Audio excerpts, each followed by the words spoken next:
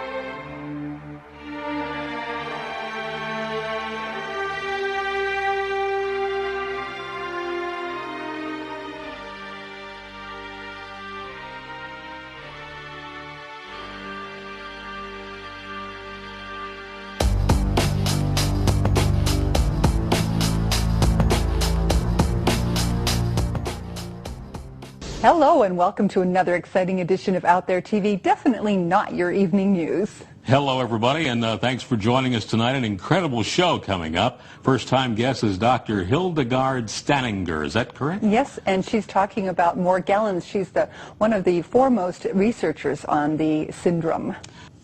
Dr. Hildegard Staninger is a doctor of integrative medicine and one of the leading international scientists in the field of industrial toxicology. Wow, Dr. Staninger is also one of a few scientists actively investigating what's become known as Morgellons syndrome and joins us tonight with some incredible findings. Welcome, Dr. Staninger. Thank you very much for having me on the show. Thanks for joining us. Wow, what research you've done. Now, this is a first time for most of our viewers, so tell us, what exactly is this Morgellons problem? The Morgellons problem is a syndrome, a disease that has specific things in common with all parties that are developing these symptoms. They have fibers that grow out of their body, and these fibers burn at 1,400 degrees or more, and they also have where it's either black, blue, or red, or even white fibers. They experience hair loss that is replaced by pseudo hair.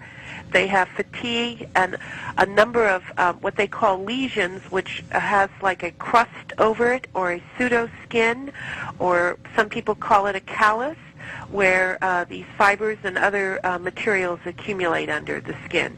Doctor, we're just showing some photographs as you're speaking, and this thing is hideous. It looks really alien on the human body. Well, it is a true foreign invader, meaning a foreign invader is something that comes into the body and is not recognized by the body and attacks the body's defense mechanism. And in this case, the materials which were identified at the end of the study, which was under Project FM, we found that it was made of a polyester, two-part polyester compound with other organic compounds, and it basically was like two plastic straws within itself. Wow. With a silicone head. Okay, you had something on the website that was a golden head. What is that in relation to? Okay, now the golden head, which was identified in the very beginning, we went in stages. Let me just explain what the stages were. The first set of tests that were done, which were using toxicological pathology methods, which were done by a colleague of mine, Dr. Rahim Karju, and myself, and identified what was the physical nature of prepared slides that were sent to us by a person that was diagnosed with Morgellons, and also was sent to us by the hospital in New Hampshire. And that showed silicone present and also silica, crystals, okay? Mm-hmm. That was in phase 1. Phase 2 showed high-density polyethylene fiber and other compounds being present. And then phase 3, which was the combination of approximately 24 samples that were sent from around the world, and also the comparison to a chemtrail sample that was sent to us from Texas. Wow. And 2 of my patients and Dr. Spencer's patients that had Morgellons, and that showed that it matched to the chemtrail sample that was in Texas versus these other 2 people. One lived in Signal Hill and the other one lived in Long Beach. So we're showing something that we learned from the website. These are fibers that came from a chemtrail sample. Now, how did that come to you? What did it look like when you saw it just with the naked eye? Well, what it looked like was just like cotton candy, mm-hmm. like just white cotton candy in a bag, and then also a twig was attached. Because the person who took the sample saw it falling from the sky and was able to gather it and date it when they gathered it and put it into proper Ziploc bags.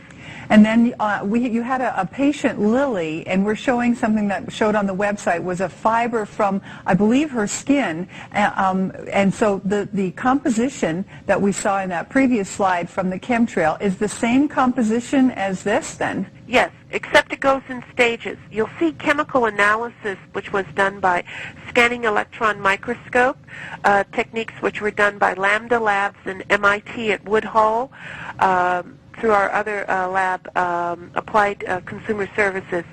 The thing is, which is important, is that as this material ages, other compounds are shown, because these compounds that were shown as metals are transitional metals that make a battery. Thus, the compounds use the cells to make its own battery, where they have a silicone or a gel in between the cells that allow it to be like suffocated or held within. Each one of the patients that Dr. Spencer and I have seen, that if they take a hair, which we thought was real hair versus pseudo hair, where it doesn't have a core in it, because human hair has a core in it, they can put their finger next to it without even touching it, just like, say, maybe 2 or 3 millimeters away from the hair, and the hair will start spinning, meaning there's some kind of charge within their own body.